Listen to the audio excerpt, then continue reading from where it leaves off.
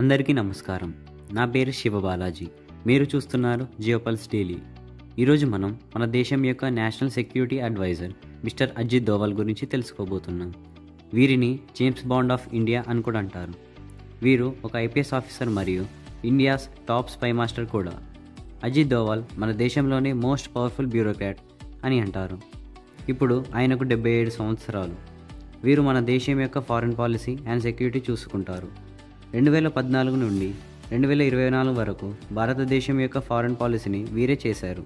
ప్రపంచంలోనే the great foreign పాలసీగా Bharat పేర్కొంది. శ్రీ అజిత్ దోవల్ గారు 1945లో పౌరీ గర్వాల్ అనే గ్రామం, ప్రస్తుత ఉత్తరాఖండ్లో ఒక ఆర్మీ ఫ్యామిలీలో జన్మించారు. వీరి ఫాదర్ ఒక మేజర్.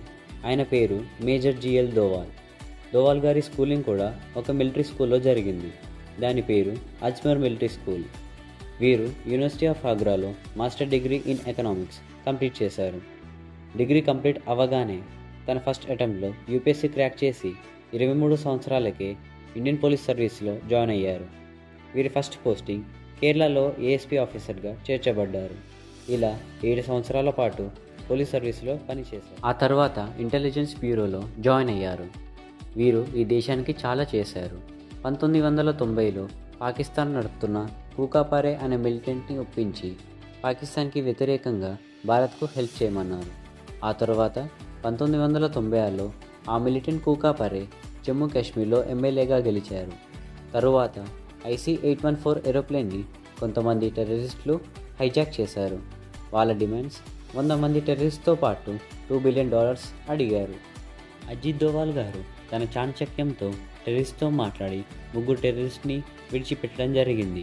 దీనితో టెర్రరిస్టులు ఒకరిని తప్ప మిగతా ఆన్బోర్డ్లో ఉన్న వారందరినీ విడిచిపెట్టడం జరిగింది. ఆయన చాణచక్యంతో ఆలోచించి ప్యాసింజర్స్ అందరినీ సురక్షితంగా ఇంటికి చేర్చారు. 1971 నుండి 1999 వరకు జరిగిన రెస్క్యూ ఆపరేషన్లో 15 హైజాకుల్లో యాక్టివ్గా కాంట్రిబ్యూషన్ చేశారు.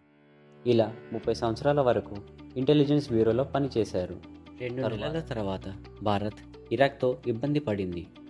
ఇరాక్లో ఉన్న ISIS టెర్రరిస్ట్ భారత్కు చెందిన 46 మంది నర్సులని కిడ్నాప్ చేశారు.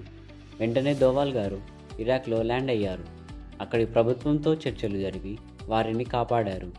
ఇలా ఇవి మాత్రమే కాకుండా తర్వాత జరిగిన ఉరీ మరియు పుల్వామా అటాక్స్కి రెస్పాన్స్గా జరిగిన సక్సెస్ఫుల్ సర్జికల్ స్ట్రైక్స్కి వీరే మాస్టర్ మైండ్. మీకు నా కంటెంట్ నచ్చినట్లయితే నా ఛానల్ని సబ్స్క్రైబ్ చేసుకోండి మరియు బెల్ నోటిఫికేషన్ని ఆల్లో పెట్టుకోండి. నా ఛానల్ వీడియోస్ ముందుగా మీరే చూడవచ్చు. థ్యాంక్స్.